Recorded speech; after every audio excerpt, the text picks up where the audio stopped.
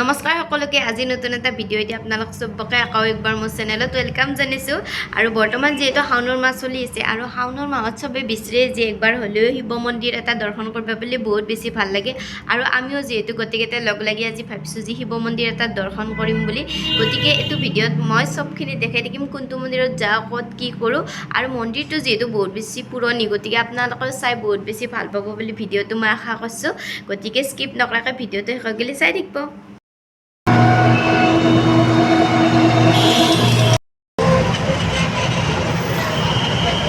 আমি আজি আছোঁ পশ্চিম জালুকবাৰীত থকা লংকেশ্বৰ ধামত আৰু মন্দিৰৰ গেটতে চাকি ধূপ ফুল প্ৰসাদ সকলোবিলাকৰ ব্যৱস্থাই ইয়াতে পোৱা যায়।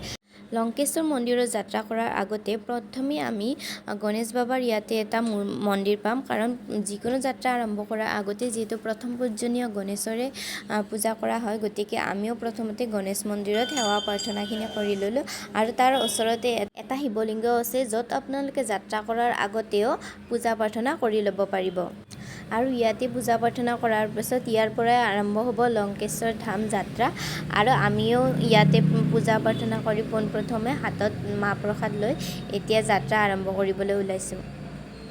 এই যাত্ৰাটোত সৰ্বমুঠ 400তকৈও অধিক চিৰি থকা বুলি সকলোৱে কয় কিন্তু আমাৰ পিছে গণি থকা নহ'ল যে কিমানটা চিৰি আছে কাৰণ আমি বহুত কেইজন মানুহ গৈছোঁ যিহেতু একেলগে কথা পাতি পাতি যাওঁতে কেইটা যাই পালোঁ গমেই নাপালোঁ।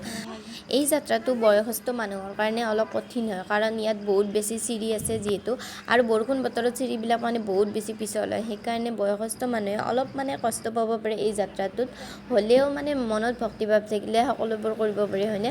আমিও অলপমান কেইটামান চিৰি অহাৰ পাছতে ইয়াতে শনি মন্দিৰ আৰু হনুমান মন্দিৰ এটা মাজতে পায় আৰু আমি বৰ্তমান ইয়াতে নোসোমালোঁ। প্ৰথমতে ওপৰৰ পৰাই শিৱ বাবাৰ দৰ্শন কৰি আহোঁতে ইয়াত সোমাম বুলি ভাবি আমি প্ৰথমতে ওপৰতে গুচি গ'লোঁ আৰু প্ৰত্যেকৰে একদম দৰ্শন কৰা জোচ দেখছি না পুৰা আৰু মানুহৰো বহুত বেছি ভিৰ আছিল সেইদিনা আৰু আমি মন্দিৰত যোৱাৰ দিনা বতৰটো কিন্তু বিৰাট বেছি ধুনীয়া আছিল সেইটো ক'ব লাগিব কাৰণ না বেছি ৰ'দ আছিল না বহুত বেছি বৰষুণ আছিল। আমি যেতিয়া চিৰিত উঠি আছোঁ না তেতিয়া কিনকৈ অলপমান বৰষুণ মাৰি আছে গতিকে যাত্ৰাটো বহুত বেছি মোৰ ভাল লাগিছে বুলি মই ক'বই লাগিব আৰু এতিয়া আমি পাহাৰৰ শিখৰত আহি পালোঁ য'ত মন্দিৰ আছিল।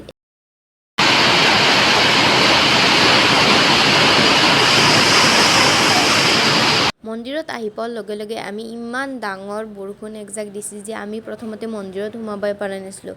বৰষুণ যাক কমাৰ পিছতে সোমাইছোঁ আৰু এতিয়া আমি আহি পালোঁ এই মন্দিৰত।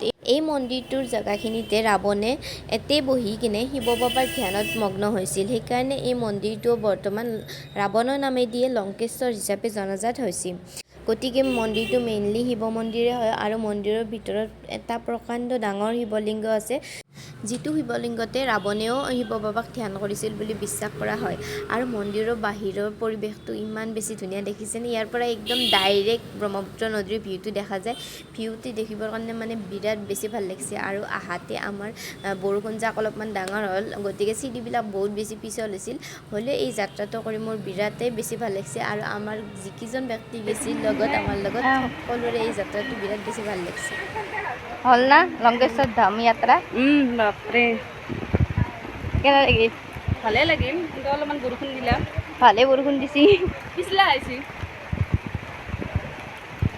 তলৰ পৰা চালি পৰিৱেশটো কিমান এটা বেছি ভাল লাগে ন তাতে আৰু দি আছে কিনকৈ বৰষুণ গতিকে চনে পে চুহাগা বুলি যে কয় সেইটো বস্তু আজি আমাৰ লগত হৈছে আৰু আমি যিহেতু শনি মন্দিৰ আৰু হনুমান মন্দিৰটোত সোমোৱা নাছিলোঁ সেইকাৰণে আহাতে এইটো মন্দিৰতো সোমালোঁ। এইটো হৈছে শনি মন্দিৰ আৰু এইটোৰ কাষতে ইয়াৰ পৰা অলপমান ওপৰত চিৰি দি উঠি গ'লে পাম বিৰাট বিশাল এটা হনুমান বাবাৰ মূৰ্তি আৰু হনুমান মন্দিৰটো আৰু পাহাৰৰ ওপৰত গছ গছনিৰ মাজত মন্দিৰকেইটা দেখিবৰ কাৰণে ইমান বেছি ধুনীয়া মানে কি ক'ম। আপোনালোকে নিশ্চয় এই মন্দিৰটোত যদি অহা নাই আহিব আৰু আহাখিনিতো গমেই পায় মন্দিৰটোৰ সৌন্দৰ্য কিমান এটা বেছি আৰু সোণালী ৰঙৰ এই হনুমানটো দেখিছেনে কিমান ডাঙৰ।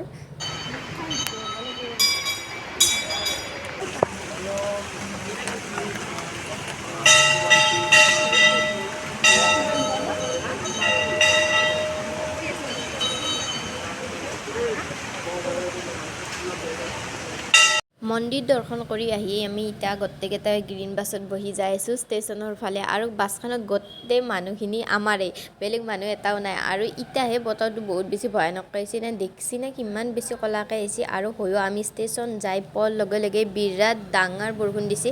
আৰু আমি আজি কামাখ্যা ষ্টেচনত নামি তাৰ পৰা ৰিক্সালৈ মন্দিৰত গৈছিলোঁ আৰু আপোনালোকে ইচ্ছা কৰিলে গ্ৰীণ বাছতো যাব পাৰে।